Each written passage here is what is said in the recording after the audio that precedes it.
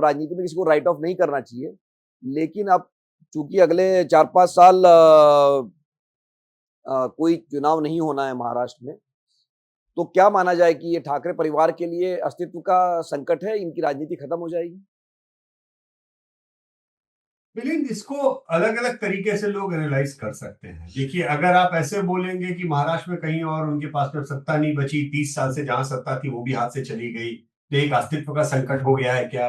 तो ऑब्वियस सी बात है कि अस्तित्व का संकट वैसे देखेंगे तो हो गया है। लेकिन अगर आप गिलास आधा भरा है उस नजरिए से देखेंगे तो 25-30 साल की एंटी इनकम्बेंसी के बाद में उस तरह से वो मुंबई से वाइप आउट नहीं हुए, जैसा कि बहुत सारे एग्जिट पोल या बाकी लोग कह रहे थे। जबकि आपको याद होगा कि अपनी साप्ताहिक सभा में हमने बात की थी कि आगे है बीजेपी मुंबई में, लेकिन कोई वाइप आउट नहीं हो रहे हैं ठाकरे बंधुओं के आने से। उनका एक मुंबई के अंदर का अस्तित्व बना। हाँ, Shiv Sena as a pan Maharashtra party जिसकी बात होती है, वो मेरे ख्याल से अब वो मामला बिगड़ गया है। वो घूम के अब वापस अपने बिल्कुल रूट पे ऐसी जगह आ गए जहां से उनकी शुरुआत हुई थी, और अब वो केवल अपना घर बचाने के उसमें लगे हैं। और कुछ हद तक मैं ये कहूंगा कि ये कहना मुंबई के रीजन में कम से कम कि उद्धव ठाकरे का गुट समाप्त हो गया, ये गलत होगा। क्योंकि शिंदे सेना का परफॉर्मेंस कोई मुंबई के इलाके में, उनका ठाणे में परफॉर्मेंस अच्छा रहा, लेकिन मुंबई के अंदर नहीं रहा। तो ये सेफ होगा कहना कि मुंबई के बाहर शिंदे सेना बीजेपी के साथ में अलायंस के कारण वो एक हिंदुत्व वोट उसको पड़ा, जो मोदी और देवेंद्र फडणवीस इन दोनों के झुकाव के कारण उनको वो वोट पूरी तरह पड़े, और उसका उनको लाभ मिला। इतनी बड़ी तादाद में बीजेपी ने पालिकाएं जीती।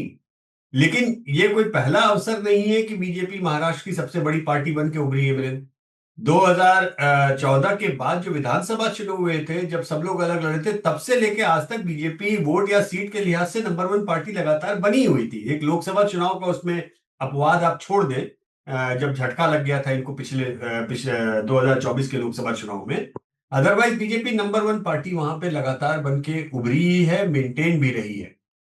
ऐसे में रीबूटिंग तो हुई है पॉलिटिक्स की, निस्संदेह। लेकिन मैं इस रिबूटिंग को दरअसल अब ये देख रहा हूं कि महाराष्ट्र में पैन महाराष्ट्र पार्टी केवल बीजेपी बची है। बाकी सारी पार्टियां क्षेत्रवार ढंग से बीजेपी के सामने जो है एक तरह से खड़ी हो गई है। तो अगर आप मुंबई क्षेत्र की बात करें तो बीजेपी का मेन अपोजिशन वहां पर वो उद्धव ठाकरे और उनकी सेना है। मुंबई के बाहर आप निकलेंगे तो पश्चिम महाराष्ट्र में वो एनसीपी उनका मुख्य प्रतिद्वंदी, भले ही पुणे हार गए हो, लेकिन मुख्य प्रतिद्वंदी वहां पे बाकी सब कोई खत्म हो गए। केवल एनसीपी है, शरद पवार और अजीत पवार का वही एक बचा हुआ है। विदर्भ की बात करें तो वहां कांग्रेस मुख्य प्रतिद्वंदी बन के उभरी, बाकी सब लोग साफ हो गए। नॉर्थ महाराष्ट्र की भी स्थिति वही है। मराठवाड़ा में थोड़ी जगह कांग्रेस, थोड़ी जगह एनसीपी, वो है दिख रहा है। लेकिन एक बात कॉमन है कि बीजेपी एक पोल है महाराष्ट्र में।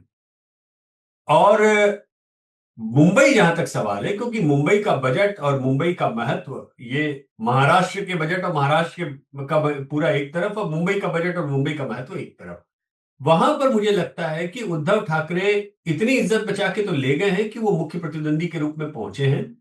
जो मेजोरिटी भी मिली है बीजेपी को, वो शिंदे सेना के सहारे मिली है, और वो जस्ट अबाउट मेजोरिटी है, कोई बहुत लंबी चौड़ी मेजोरिटी नहीं है। मतलब कभी अगर शिंदे जी से मनमुटाव हुआ और शिंदे साहब बोले कि हम निकल के जा रहे हैं उद्धव जी के पास में वापस, तो बीजेपी अल्पमत में आ जाएगी दोबारा सरकार, मतलब उसमें उसमें समस्या उनको आएगी। इसलिए उद्धव ठाकरे समाप्त हो गए हैं, उनकी पॉलिटिकल ओबिचुरी लिखना ये थोड़ी ये गलत बात है। मुंबई में उनका महत्व अभी भी बना है। हाँ, मुंबई के बाहर जरूर उनका महत्व समाप्त हो गया है, और मुझे लगता है कि शायद वो समस्या अब और बढ़ेगी मुंबई के बाहर, क्योंकि उनका जो रिसोर्स वाला हिस्सा है मुंबई का म्यूनिसिपैलिटी का, वो उनके हाथ से निकल गया है। तो रिसोर्सेज राजनीति में बहुत महत्व रखते हैं। जहां ज्यादा रिसोर्स होते हैं उनको अपनी राजनीति ज्यादा चलाने, खेलने में, करने में आसानी होती है। और शरद पवार की तरह से उनके कोई रिसोर्स इंडस्ट्रियल उस तरीके के भी बहुत ज्यादा नहीं है, क्योंकि शरद पवार जी का तो यह है कि उनके अपने पर्सनल रिसोर्सेस कह लीजिए, या जो बिजनेस के रिसोर्स है वही बहुत ज्यादा है, कम नहीं है। तो वो अपनी राजनीति चला सकते हैं। कांग्रेस पैन इंडिया पार्टी है, उनको रिसोर्सेस की आवश्यकता हुई तो डीके शिव कुमार भी उपलब्ध करा सकते हैं, या फिर रेवंत रेड्डी भी उपलब्ध करा सकते हैं, और कहीं ना कहीं कोई ना कोई सरकार तो कांग्रेस की आएगी जाएगी बनेगी, तो उनके उनके हाथ में भी इतना अकाल नहीं होगा। लेकिन शिवसेना उद्धव ठाकरे के पास में रिसोर्सेस का एकदम से जैसे अकाल शायद पड़ जाए, ये एक उनके लिए कठिनाई आने वाली है।